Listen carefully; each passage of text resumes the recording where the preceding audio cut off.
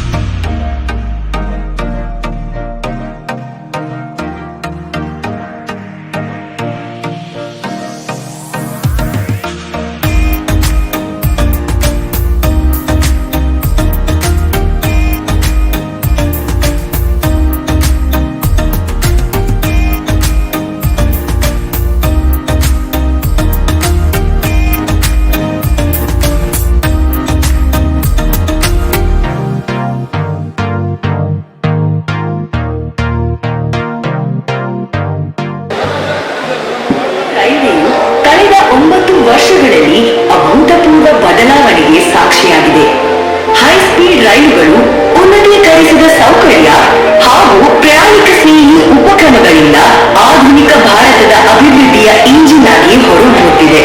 ಅಮೃತ ಭಾರತ ನಿಲ್ದಾಣ ಯೋಜನೆಯು ನಮ್ಮ ರೈಲು ನಿಲ್ದಾಣಗಳನ್ನು ಸಿಟಿ ಸೆಂಟರ್ ಹಾಗೂ ಅರ್ಬನ್ ಐಕಾನ್ಗಳಾಗಿ ಪರಿವರ್ತಿಸಲು ಜನಸ್ನೇಹಿ ಸೌಲಭ್ಯಗಳು ಮತ್ತು ಆಕರ್ಷಕ ವಾಸ್ತುವಿನ್ಯಾಸವನ್ನು ಒದಗಿಸುವ ಉದ್ದೇಶ ಹೊಂದಿದೆ. ಇದೀಗ ಬಳ್ಳಾರಿ ರೈಲ್ವೆ ನಿಲ್ದಾಣವನ್ನು 17 ಕೋಟಿ ರೂಪಾಯಿ ವೆಚ್ಚದಲ್ಲಿ ಮೇಲ್ದರ್ಜೆಗೆ ಏರಿಸಲು ನಿರ್ಧರಿಸಲಾಗಿದೆ. ಪಾರಂಪರಿಕ ಕಟ್ಟಡದ ಭವ್ಯವಾದ ಇತಿಹಾಸ ಮತ್ತು ವಾಸ್ತುಶಿಲ್ಪದ ಶ್ರೇಷ್ಠತೆಯನ್ನು ಕಾಪಾಡುವುದರೊಂದಿಗೆ ಅದರ ಪುನರಾಭಿವೃದ್ಧಿಯನ್ನು ಯೋಜಿಸಲಾಗಿದೆ. ಬಿಸಿಲು ಮತ್ತು ಮಳೆಯಿಂದ ಪ್ರಯಾಣಿಕರ ರಕ್ಷಣೆಗೆಂದು ಪ್ಲಾಟ್ಫಾರ್ಮ್ಗಳಿಗೆ ಪೂರ್ಣ ಪ್ರಮಾಣದ ಮೇಲ್ಛಾವಣಿ ಒದಗಿಸಲಾಗುವುದು. ಜನಜಂಗುಳಿಯ ನಿಯಂತ್ರಣಕ್ಕಾಗಿ ಪ್ರತ್ಯೇಕ ಪ್ರವೇಶ ಮತ್ತು ನಿರ್ಗಮನದೊಂದಿಗೆ ದ್ವಿಚಕ್ರ ಹಾಗೂ 4 ಚಕ್ರದ ವಾಹನಗಳಿಗೆ ಸೂಕ್ತ ಪಾರ್ಕಿಂಗ್ ವ್ಯವಸ್ಥೆ ಕಲ್ಪಿಸಿ ಸರ್ಕ್ಯುಲೇಟಿಂಗ್ ಏರಿಯಾವನ್ನು ಸುಧಾರಿಸಲಾಗುತ್ತದೆ. ಮನಮೋಹಕ ಸ್ಥಳ ವಿನ್ಯಾಸವು ಪಾರಂಪರಿಕ ನಿಲ್ದಾಣದ ಅಂದವನ್ನು ಹೆಚ್ಚಿಸುವುದರ ಜೊತೆಗೆ ನೂತನ ಸೂಚನಾ ಫಲಕಗಳು ಹಾಗೂ ಮನಮೋಹಕ ಸಂಕೇತಗಳು ಪ್ರಯಾಣಿಕರಿಗೆ ಸುಲಭವಾಗಿ ತಿಳಿಯಲು ಪೂರಕವಾಗಲಿವೆ. ನಿಲ್ದಾಣದಲ್ಲಿನ 2 ಲಿಫ್ಟುಗಳು ಹಾಗೂ 2 ಎಸ್ಕಲೇಟರ್ಗಳು ದಿವ್ಯಾಂಗ ಹಾಗೂ ಹಿರಿಯ ನಾಗರಿಕರ ರೈಲು ಪ್ರಯಾಣವನ್ನು ಸುಗಮವಾಗಿಸುತ್ತವೆ. ಭವಿಷ್ಯದಲ್ಲಿ ಹೆಚ್ಚಾಗಬಹುದಾದ ಜನದಟ್ಟಣೆಗೆ ಸದ್ಯ ಇರುವ 2.5 ಮೀಟರ್ ಅಗಲದ ಪಾದಚಾರಿ ಮೇಲ್ಸೇತುವೆಯನ್ನು 12 ಮೀಟರ್ಗೆ ವಿಸ್ತರಿಸಲಾಗುವುದು. ಸುಸಜ್ಜಿತ ಫುಡ್ ಕೋರ್ಟ್, ಸುಧಾರಿತ ಒಳಾಂಗಣ ವಿನ್ಯಾಸದ ನಿರೀಕ್ಷಣಾ ಕೊಠಡಿಗಳು ಮತ್ತು ಉಚಿತ ವೈಫೈ ಸೌಲಭ್ಯ ಪ್ರಯಾಣಿಕರಿಗೆ ಉತ್ತಮ ಅನುಭವ ನೀಡಲಿವೆ.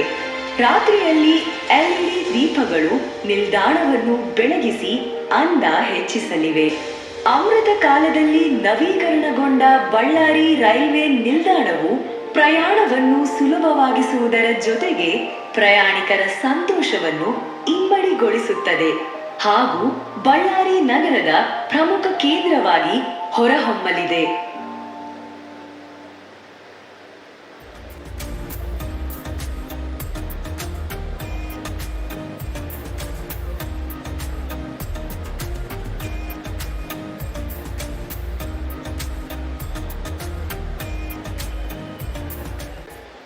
ಆಸೀನರಾದಂಥ ನಮ್ಮ MP ಅವರಾದಂಥ ದೇವೇಂದ್ರಪ್ಪಣ್ಣವರೇ, ಬಳ್ಳಾರಿ ಮೇಯರ್ ಆದಂಥ ತ್ರಿವೇಣಿ ಮೇಡಮ್ ಅವರೇ ಮತ್ತು ಎಲ್ಲ ಗಣ್ಯರೇ, ಎಲ್ಲರಿಗೂ ನಮಸ್ಕಾರ. ಇವತ್ತು ಏನು ಈ 150 ವರ್ಷ ಇತಿಹಾಸ ಇರೋ ನಮ್ಮ ಬಳ್ಳಾರಿ ರೈಲ್ವೆ ಸ್ಟೇಷನ್, ಇದಕ್ಕೆ ಇನ್ನೊಂದು ಹೇಳಬೇಕಂದ್ರೆ ಗಾಂಧೀಜಿಯವರು ಬಂದು ಇಲ್ಲೇ 8 ಗಂಟೆ ಇದೇ ರೈಲ್ವೆ ಸ್ಟೇಷನಲ್ಲಿ ಮಲಗೋಗಿದ್ರು. ಅಂಥ ರೈಲ್ವೆ ಸ್ಟೇಷನ್ ಇವತ್ತು ಅಭಿವೃದ್ಧಿ ಆಗ್ತಾ ಇದೆ ಅಂತಂದರೆ ನಮಗೆಲ್ಲರಿಗೂ ಹೆಮ್ಮೆ ತರುವಂಥ ವಿಚಾರ. ಆದರೆ ಮಹೇಶ್ವರ ಸ್ವಾಮಿ ಅಣ್ಣ ಹೇಳ್ದಂಗೆ ಎಲ್ಲ ಬೇರೆ ಬೇರೆ ಜಿಲ್ಲೆಗಳಿಗೆ, ಬೇರೆ ಬೇರೆ ರಾಜ್ಯಗಳಿಗೆ ಭಾಳಷ್ಟು ಅನುದಾನ ಕೊಟ್ಟು ನಮ್ಮ ಬಳ್ಳಾರಿ ಅವರಿಗೆ ನಮ್ಮ ದೇವೇಂದ್ರಪ್ಪಣ್ಣವ್ರು ಕಮ್ಮಿ ತಂದಿದ್ದಾರೆ. ನೆಕ್ಸ್ಟ್ ಟೈಮ್ ನಾವೆಲ್ಲರೂ ನಿಮ್ಮ ಸಹಕಾರಕ್ಕೆ ನಿಂದಿರ್ತೀವಿ. ಅಲ್ಲಿ ಡೆಲ್ಲಿಯಲ್ಲಿ ನೀವು ಜಗಳ ಆಡಿ ಎಷ್ಟಾಗುತ್ತೋ ಅಷ್ಟು ಫಂಡ್ ಥರ ಜವಾಬ್ದಾರಿ ನಿಮ್ಮದು, ನೀವು ತರ್ತೀರ ಅಂತ ನಮಗೆ ಗೊತ್ತಿದೆ ಅಂತ ಹೇಳಲಿಕ್ಕೆ ಇಚ್ಛೆ ಪಡ್ತೀನಿ. ಇನ್ನು ಭಾಳಷ್ಟು ಅಭಿವೃದ್ಧಿ ಕಾರ್ಯಕ್ರಮಗಳು ನಾವು ಬಳ್ಳಾರಿಯಲ್ಲಿ ಏನು ಅಂದ್ಕೊಂಡಿದ್ದೀವಿ, ಎಲ್ಲ ಕಡೆ ನಮ್ಗೆ ಈ ರೈಲ್ವೆ ಝೋನ್ಸ್ ಆಗಲಿ, ರೈಲ್ವೆ ಟ್ರ್ಯಾಕ್ಸ್ ಆಗಲಿ, ಭಾಳ ಕಡೆ ನಾವು ಅಭಿವೃದ್ಧಿ ಮಾಡಬೇಕಂದಾಗ ಈ ಪರ್ಮಿಷನ್ಗಳು ತಗೋಬೇಕು. ನಮ್ಮ ಕಾರ್ಪೊರೇಷನ್ ಕಡೆಯಿಂದ, ಜಿಲ್ಲಾಡಳಿತ ಕಡೆಯಿಂದ ಅಂದಿದ ಮೇಲೆ ನಮಗೆ 1-2 ವರ್ಷ ಪರ್ಮಿಷನ್ಗಳೇ ಹೋಗ್ತಿದೆ. ತಾವು ಬೇಗನೆ ತಮ್ಮ ಅಧಿಕಾರಿಗಳ ಹತ್ರ ಮಾತಾಡಿ ನಾವು ಪರ್ಮಿಷನ್ಗಳವೇನು 1-2 ತಿಂಗಳಲ್ಲಿ ಮಾಡಿಕೊಟ್ರೆ ನಮ್ಮ ಅಭಿವೃದ್ಧಿ, ನಮ್ಮ ರಾಜ್ಯ ಸರ್ಕಾರದ ಕಡೆಯಿಂದ ನಾವೇನು ಅಭಿವೃದ್ಧಿ ಮಾಡ್ಕೊಂಡು ಹೋಗ್ಬೇಕೋ ಅದು ಮಾಡ್ಕೊಂಡು ಹೋಗೋಕ್ಕೆ ದಾರಿ ಸುಗಮ ಆಗಿರುತ್ತೆ ಅಂತ ಹೇಳಲಿಕ್ಕೆ ಇಚ್ಛೆ ಪಡ್ತೀನಿ. ದಯವಿಟ್ಟು ದೇವೇಂದ್ರಪ್ಪಣ್ಣವರೇ, ದಯವಿಟ್ಟು ನಮ್ಮನ್ನು ತಾವೆಲ್ಲ ಈ ಪರ್ಮಿಷನ್ಗಳು ನಾವೇನೇನು ಅಪ್ಲೈ ಮಾಡ್ತೀವಿ, ಗುಗ್ರೇಟಿ ಹತ್ರ ಕೂಡ ಭಾಳಷ್ಟು ಟ್ರಾಫಿಕ್ ಜಾಮ್ ಆಗುತ್ತೆ. ಅದಕ್ಕೆ ಇಂಡಸ್ಟ್ರಿಯಲ್ ಝೋನ್, ಇಂಡಸ್ಟ್ರಿಯಲ್ ಏನು ಹಬ್ಬಲ್ಲಿದೆ, ಎಲ್ಲರೂ ಬರೋಕ್ಕೆ ಭಾಳಷ್ಟು ಟ್ರಾಫಿಕ್ ಜಾಮ್ ಆಗ್ತಿದೆ. ನಾವೇನೇನು ಡೆವಲಪ್ಮೆಂಟ್ ಮಾಡೋಕ್ಕೆ ಹೋಗ್ಬೇಕಂದ್ರೆ ನಮ್ಮ ಅಧಿಕಾರಿಗಳು ಏನಂತಾರಂದರೆ, ಸರ್ ಅಲ್ಲಿ ರೈಲ್ವೆ ಟ್ರ್ಯಾಕ್ ಬರುತ್ತೆ, ನಾವೇನೇ ಪರ್ಮಿಷನ್ಸ್ ಕೇಳಿದ್ರು ಕೊಡಲ್ಲ ಸರ್, ಅವರು ಭಾಳ ತೊಂದರೆ ಆಗುತ್ತೆ ಅಂತ ಹೇಳ್ತಾರೆ. ದಯವಿಟ್ಟು ನಮ್ಮನ್ನು ನಿಮ್ಮ ಎಲ್ಲರೂ ಸೇರಿ ಪಕ್ಷಾತೀತವಾಗಿ ನಾವು ಅಭಿವೃದ್ಧಿ ಮಾಡ್ಬೇಕಂತ ಏನು ಪಣ ತೊಟ್ಕೊಂಡಿದ್ದೀವಿ ಅದಕ್ಕೆಲ್ಲ ತಾವು ಸಹಕಾರ ಮಾಡಿ ನಮಗೆ ಕೊಡ್ಬೇಕಂತ ಹೇಳಿ ದೇವೇಂದ್ರಪ್ಪಣ್ಣವ್ರ ಮೇಲೆ ನಮ್ಗೆ ನಂಬಿಕೆ ಇದೆ. ನಮ್ಮ ಧ್ವನಿ ಡೆಲ್ಲಿಯಲ್ಲಿ ತಾವು ಎತ್ತಿರಿ, ನಮ್ಮ ಬಳ್ಳಾರಿ ದಿನ ಅಭಿವೃದ್ಧಿ ಮಾಡ್ತೀರ ಅಂತ ನಂಬಿ ನಾನು 2 ಮಾತನ್ನು ಮುಗಿಸ್ತಿದ್ದೀನಿ. ಯಾಕಂದರೆ ನಮ್ಮ ಪ್ರೈಮ್ ಮಿನಿಸ್ಟರ್ ಅವರ ಕಾರ್ಯಕ್ರಮ ಇದೆ, ನಾವು ಭಾಳಷ್ಟು ಸಮಯ ತಗೋಬಾರ್ದು, ಇನ್ನೂ ಭಾಳಷ್ಟು ಜನ ಮಾತಾಡೋರು ಇದ್ದಾರೆ ಅಂತ ಹೇಳಿ ನಾನು 2 ಮಾತು ಮುಗಿಸ್ತಿದ್ದೀನಿ.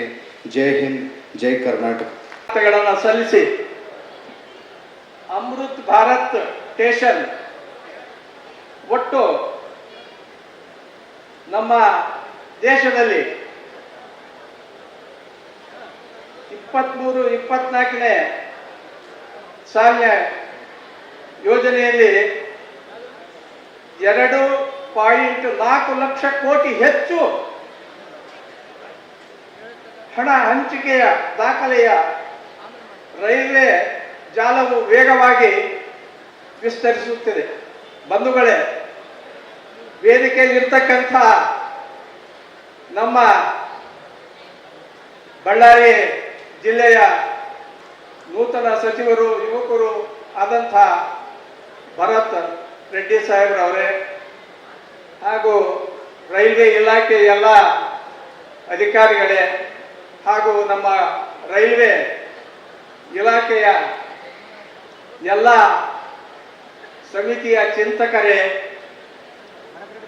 ಹಾಗೂ ಉಳಿದ ಸಂಘ ಸಂಸ್ಥೆಗಳ ಎಲ್ಲ ನನ್ನ ಸ್ನೇಹಿತರೆ ಹಾಗೂ ಮಹಾನಗರ ಪಾಲಿಕೆಯ ಸಹೋದರಿಯಾದಂಥ ಕುಮಾರಿ ಅವರೇ ಹಾಗೂ ನಮ್ಮ Ballari ಜಿಲ್ಲಾಧಿಕಾರಿಗಳಾದಂಥ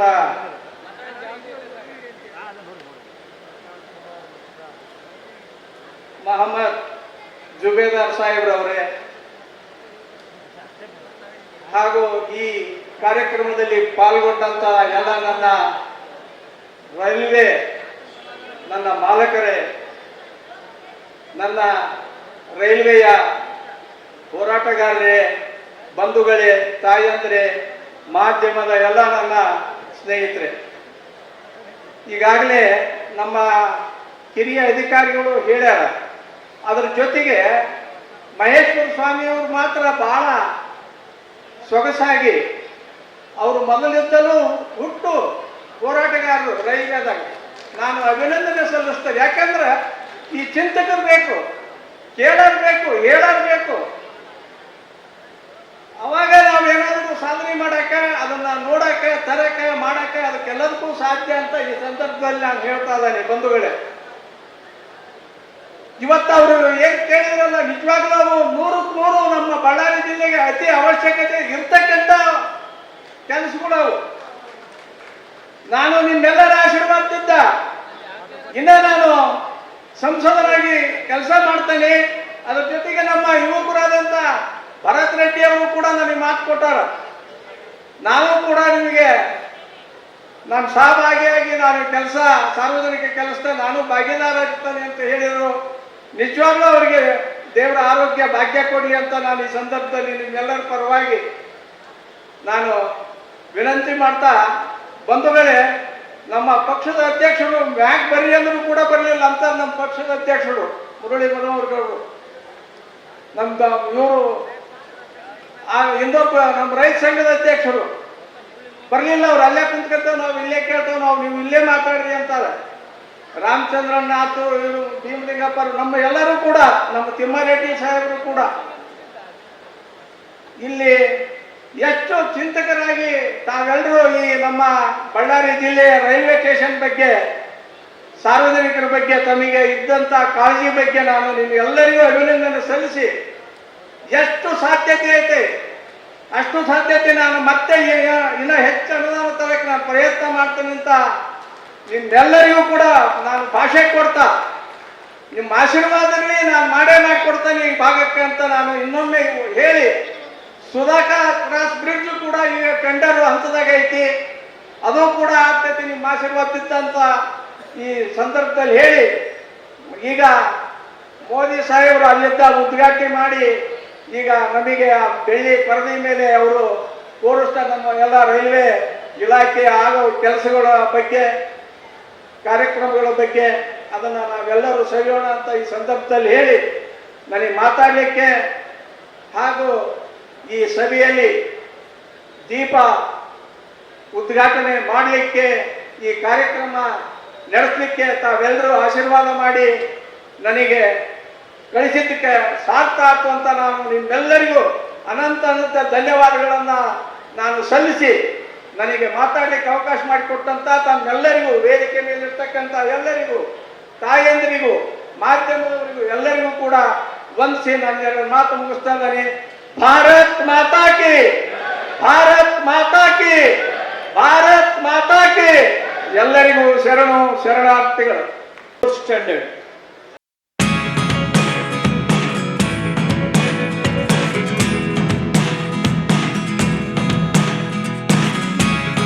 Never really know what's going on. Look at me sometimes like all you want to do is run.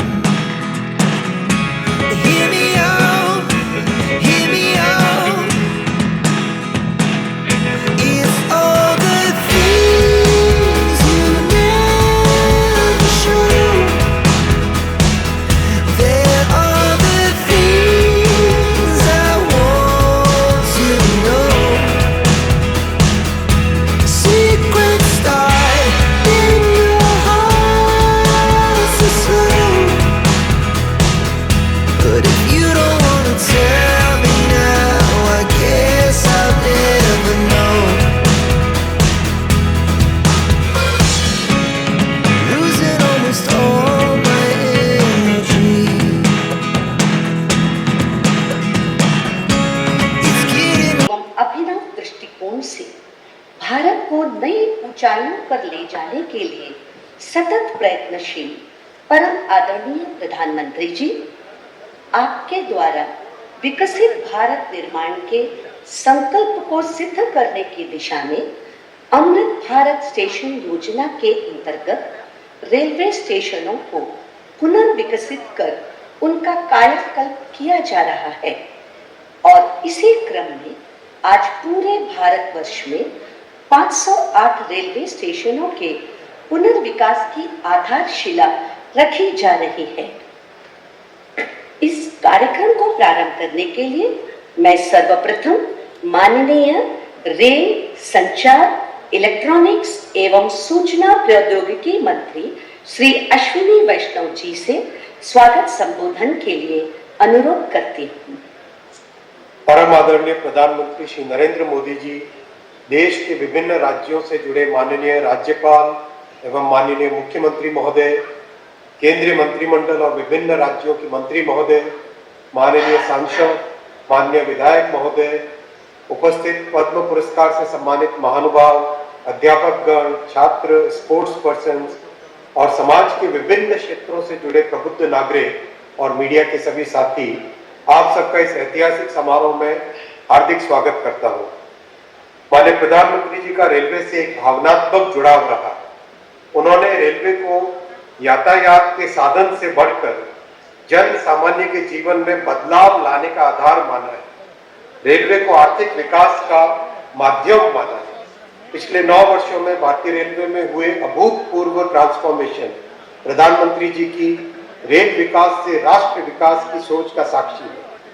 इस वर्ष देश के हर राज्य को प्रधानमंत्री जी ने रिकॉर्ड रेल बजट का आवंटन किया है। पिछले 9 वर्षों में रेलवे को आवंटित राशि करीब 9 गुना बढ़कर इस साल 2,40,000 करोड़ रुपए की गई।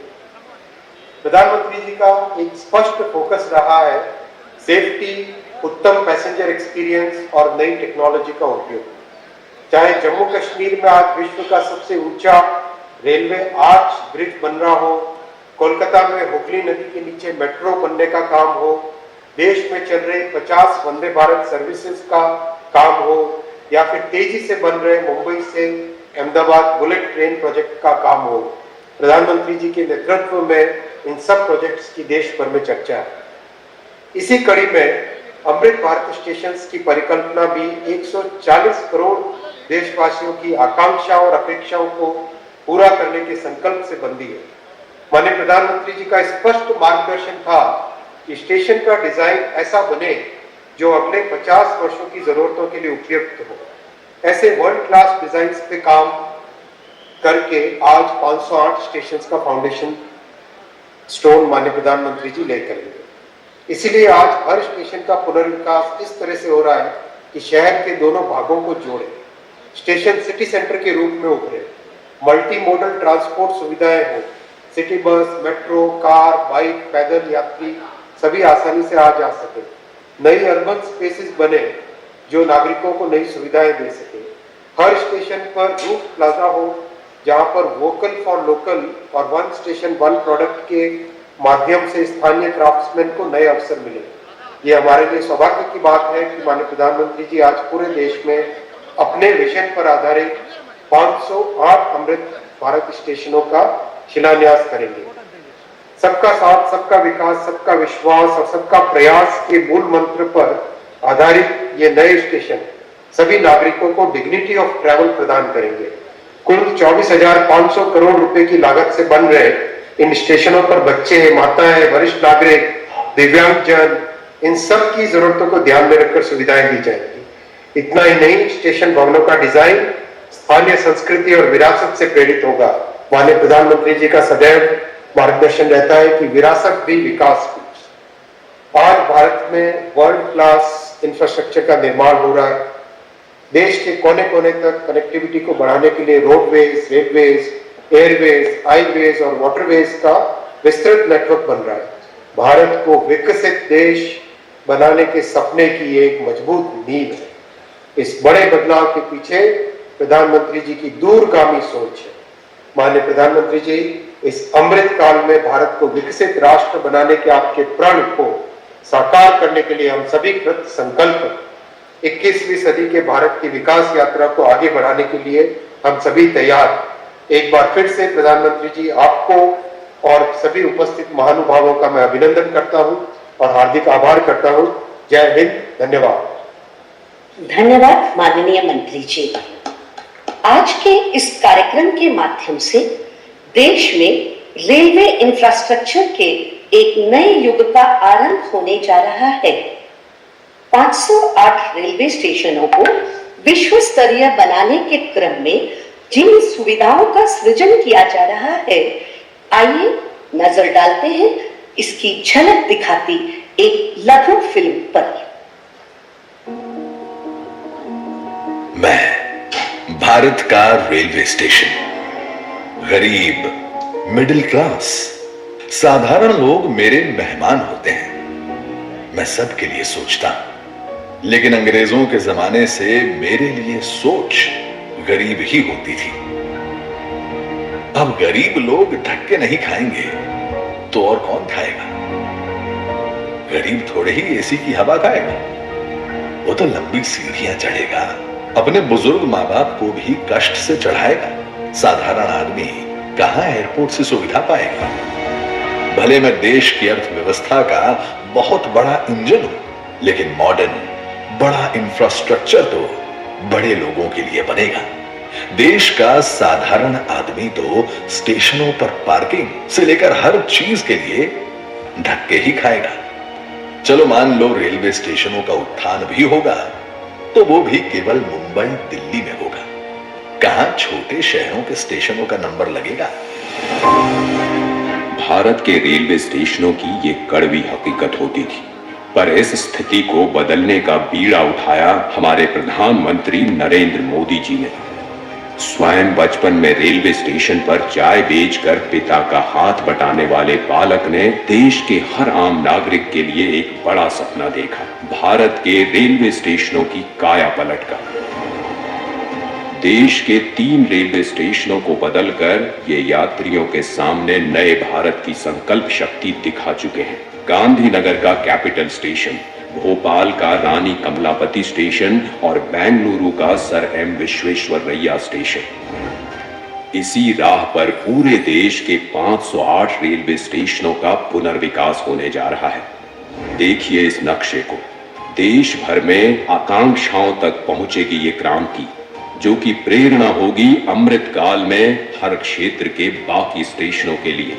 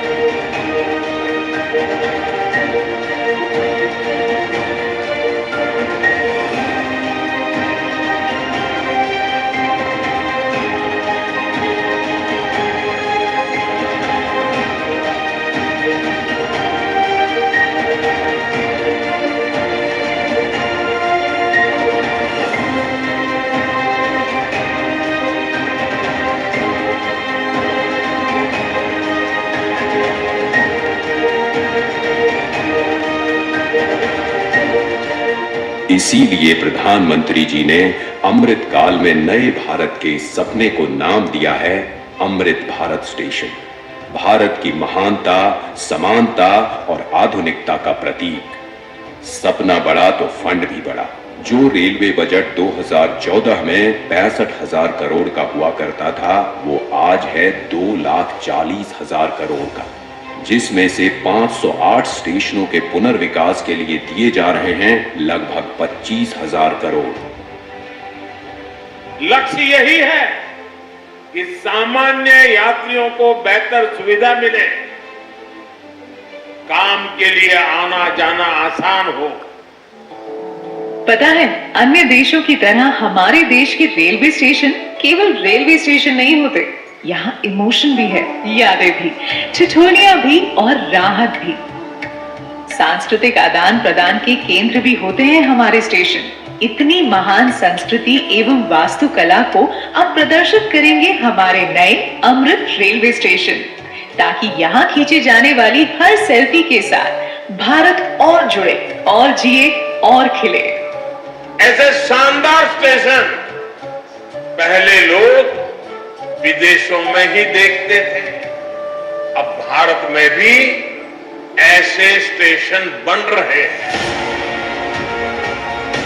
तो अब हमारे स्टेशन होंगे जानदार भी और शानदार भी। यहाँ एयरपोर्ट्स की तरह मल्टी लेवल पार्किंग होगी, प्रवेश निकास के अलग अलग द्वार होंगे। यहाँ सुंदर एग्जीक्यूटिव लॉन्ज, यात्री प्रतीक्षालय होंगे। यहाँ सीसीटीवी से निगरानी होगी, फ्री वाईफाई होगा। और सोचिए, लिफ्ट और एस्केलेटर से कितने बुजुर्गों, दिव्यांगों की यात्रा सुखद होंगी। अब दिव्यांगों की सुविधा के लिए हमारे स्टेशनों पर ब्रेल लिपि वाले साइनेज भी होंगे। पर्यावरण को भी पीछे नहीं छोड़ेंगे हमारे अमृत स्टेशन।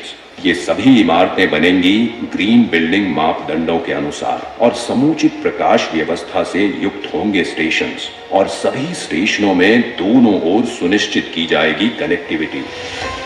ये नए विकसित स्टेशन सिर्फ स्टेशनों को ही नहीं, पूरे शहर को मॉडर्न इंफ्रास्ट्रक्चर देंगे। स्टेशन सिर्फ रेलवे की सुविधाओं तक सीमित नहीं रहेगा, बल्कि ये मल्टी मॉडल कनेक्टिविटी का भी हब होगा। यानी बस हो, मेट्रो हो, टैक्सी हो, ऑटो हो, यातायात के हर साधन यहां एक ही छत के नीचे कनेक्टेड होंगे। यात्रियों की सुविधा और बेहतर मार्गदर्शन के लिए एक समान साइनेज लगाए जाएंगे। अमृत स्टेशन आइकॉनिक स्ट्रक्चर के साथ सिटी सेंटर भी बनेंगे। यहाँ होंगे भव्य रूफ प्लाजा, शॉपिंग कॉम्प्लेक्सेस, बच्चों के लिए गेमिंग जोन, फूड कोर्ट्स। अमृत स्टेशन के जरिए ये सारी खुशियां और सुविधाएं छोटे शहरों के लोगों का भी अधिकार होंगी। प्रधानमंत्री जी के परिश्रम पर देश के विश्वास का प्रतीक अमृत भारत स्टेशन। आज का भारत जो ठानता है वो कर दिखाता है। उस आत्मविश्वास का प्रतीक अमृत भारत स्टेशन। भारत की महानता, समानता और आधुनिकता का प्रतीक अमृत भारत स्टेशन। जय हिंद।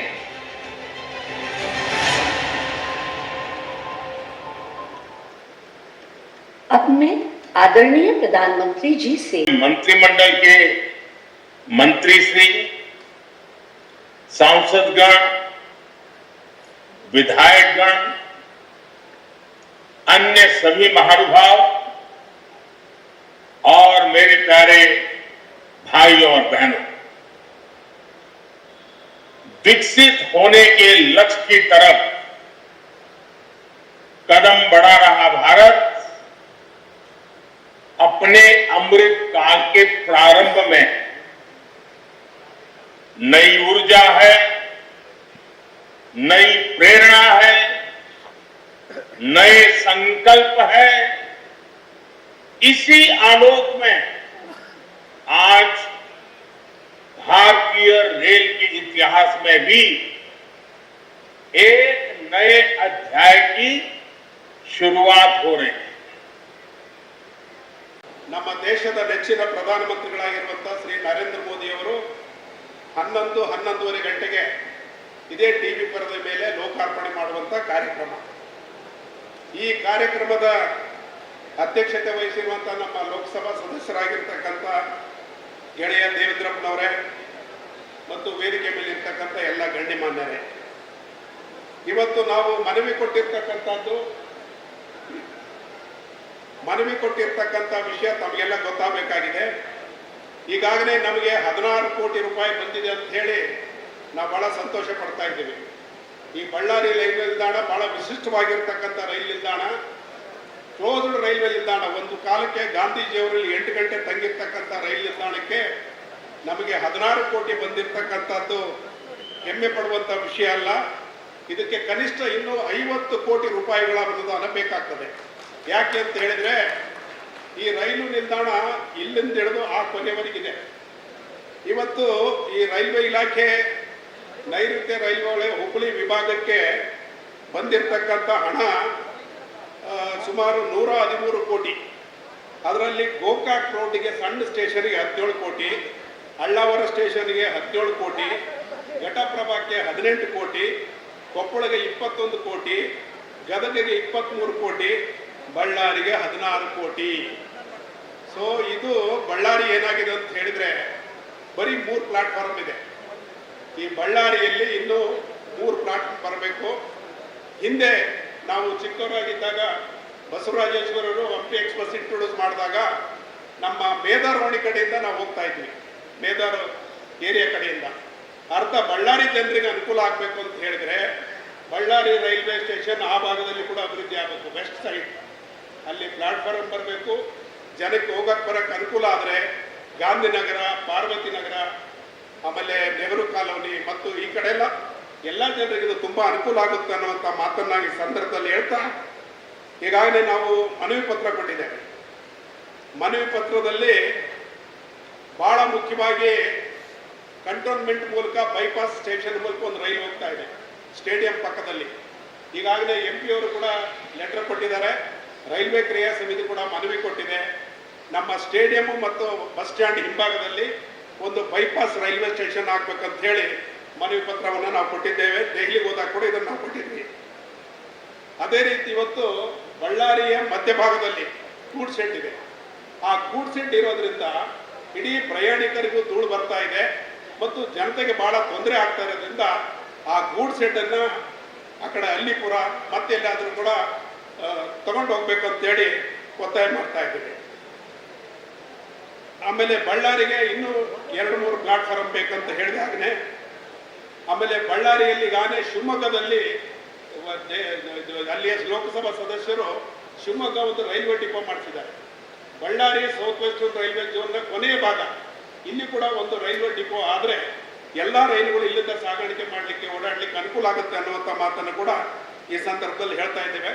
ಆಮೇಲೆ ನಾನೀಗ ನೋಡಿದೆ TV ಪರದೆಯಲ್ಲಿ ಎಸ್ಕಲೇಟರ್ 2 ತೋರಿಸಿದ್ರು, ಆದರೆ ಎಸ್ಕಲೇಟರ್ ಇರುವಂಥದ್ದು ಒನ್ ವೇ, ಬರೀ ಹತ್ತಕ್ಕಿದೆ, ಇಳಿಯಕ್ಕಿಲ್ಲ.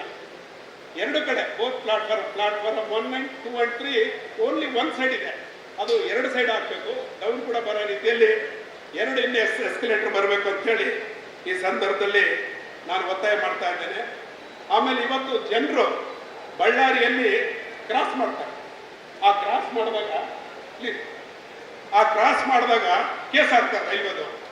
ಆದ್ರಿಂದ ಮೋತಿ ಹಿಂಭಾಗ ಆ ಕಡೆ ಕೋಟೆ ಮಲ್ಲೇಶ್ವರಕ್ಕೆ ಹೋಗೋಕ್ಕೋಸ್ಕರ ಒಂದು ಸ್ಕೈ ವಾಕ್ ಆಗಬೇಕು ಜನ ಓಡಾಡೋದಕ್ಕೆ. ಅದು ಗದಗನಲ್ಲಿ ಮಾಡಿದ್ದೇನೆ, ದಯಮಾಡಿ ಆ ಸ್ಕೈ ವಾಕ್ ಆಗಬೇಕು ಅಂತೇಳಿ ಈ ಸಂದರ್ಭದಲ್ಲಿ ನಾನು ಒತ್ತಾಯ ಮಾಡ್ತಾ ಇದ್ದೇನೆ. ಅದೇ ರೀತಿ ಈ ರೈಲ್ವೆ ಸ್ಟೇಷನ್ ಮುಂದೆ ಹಿರಿಯರು ಯಾರನ್ನಿದ್ರು ಗೊತ್ತಿರ್ತದೆ, ನಾವು ಚಿಕ್ಕವರಿದ್ದಾಗ ಒಂದು ಸ್ಟೀಮ್ ಇಂಜನ್ ಇದ್ದಿತ್ತು ಮುಂದೆ, ಇಲ್ಲೇ ಮುಂದೆ. ಇವತ್ತು ಆ ಸ್ಟೀಮ್ ಇಂಜನ್ ಇಲ್ಲ. ದಯಮಾಡಿ ಬಳ್ಳಾರಿ ರೈಲ್ವೆ ಸ್ಟೇಷನ್ ಅಂದ ಹೆಚ್ಚಬೇಕಂತ ಹೇಳಿದ್ರೆ ಈ ಜಾಗದಲ್ಲಿ ಒಂದು ಸ್ಟೀಮ್ ಇಂಜನ್ ಹಳೆ ತಂದು ನಿಲ್ಲಿಸ್ಬೇಕಂತೇಳಿ ಒತ್ತಾಯ ಮಾಡ್ತಾ ಇದ್ದೇವೆ. ಅದೇ ರೀತಿ ಅಲ್ಲಿ ಒಂದು ಗಾಂಧೀಜಿಯವರು 8 ಗಂಟೆ ಕೂತು ಹೋಗಿರ್ತಕ್ಕಂಥ ಜಾಗ, ಆ ಜಾಗದಲ್ಲಿ ಯಾರೋ ಕೂತಿರ್ತಾರೆ, ನಾಯಿಗಳು ಮಲಗಿರ್ತವೆ, ಇನ್ನೇನೇನೋ ಆಗ್ತಾ ಇದೆ. ಆ ಜಾಗದಲ್ಲಿ ಗಾಂಧೀಜಿಯವರ ಒಂದು ಪ್ರತಿಮೆ ಸ್ಥಾಪನೆ ಮಾಡ್ಬೇಕಂತ ಹೇಳಿ ನಾವಿವತ್ತು ಕೇಳ್ತಾ ಇದ್ದೀವಿ. ಆಮೇಲೆ ಈ ನಮ್ಮ ರೇಡಿಯೋ ಪಾರ್ಕ್ನಲ್ಲಿ ರೈಲ್ವೆ ಇಲಾಖೆಯವರು ಸುಮಾರು 10 ಕೋಟಿ ದುಡ್ಡಿನಲ್ಲಿ ಮೇಲ್ಸೇತುವೆ ನಿರ್ಮಾಣ ಮಾಡಿದ್ದಾರೆ. ಭರತ್ ರೆಡ್ಡಿ ಅವರು ಗಮನಿಸಬೇಕು, ರಾಜ್ಯ ಸರ್ಕಾರದವರು ಆ ಸಂಪರ್ಕ ಕಲಿಸಬೇಕಾಗಿದೆ. ಅದು ಹಾಗೆ ನಿಂತಿದ್ದು ಎಷ್ಟು ವರ್ಷ ಆಯಿತು ಅಂದರೆ 5 ವರ್ಷ ಆಯಿತು. ದಯಮಾಡಿ ರಾಜ್ಯ ಸರ್ಕಾರದ ಅನುದಾನದಲ್ಲಿ ಡಿಸ್ಟಿಕ್ ಫಂಡ್ ಇದೆ, ಮಿನರಲ್ ಫಂಡ್, ಅದ್ರ ಮೂಲಕ ಸಂಪರ್ಕ ಕಲ್ಪಿಸಿಕೊಟ್ರೆ ಜನಕ್ಕೆ ಅನುಕೂಲ ಆಗ್ತದೆ. ಅದೇ ರೀತಿ ಸುಧಾ ಗೇಟಿಂದು ಈಗಾಗಲೇ ನಮ್ಮ MP ಅವರು ಅದ್ರ ಬಗ್ಗೆ ಹೇಳ್ತಾರೆ, ಅದು ಎಷ್ಟೋ ಕೋಟಿ ರಾಷ್ಟ್ರೀಯ ಇದರಿಂದ ಸ್ಯಾಂಕ್ಷನ್ ಆಗಿದೆ ಅಂತ ಹೇಳ್ತಾ ಇದ್ದಾರೆ. ಅದನ್ನು ಕೂಡ ನಮ್ಮ ಸ್ಟೇಟ್ ಗೌರ್ಮೆಂಟ್ ಕೂಡ 50-50 ಸಹಯೋಗದಲ್ಲಿ ಮಾಡಿಕೊಡ್ಬೇಕು ಅಂತ ಹೇಳಿ ಈ ಸಂದರ್ಭದಲ್ಲಿ ಕೇಳ್ತಾ ಇದ್ದೇನೆ. ಆಮೇಲೆ ರೈಲ್ವೆ ಪ್ರಾಜೆಕ್ಟ್ಸ್ ಬಳ್ಳಾರಿಯಿಂದ ಲಿಂಗಸೂಗೂರುವರೆಗೆ ಒಂದು ಬ್ರಾಡ್ಗೇಜ್ ಲೈನ್ ಸ್ಯಾಂಕ್ಷನ್ ಆಗಿ ಬಹಳ ದಿನ ಆಗಿದೆ, ಸರ್ವೆ ಆಗೋಗಿದೆ. ಅದು ಹಾಗೇನೆ ನೆನೆಗುದಿಗೆ ಬಿದ್ದಿದೆ. ದಯಮಾಡಿ ಅದು ಚಾಲ್ತಿಗೆ ಬರಬೇಕು. ಅದೇ ರೀತಿ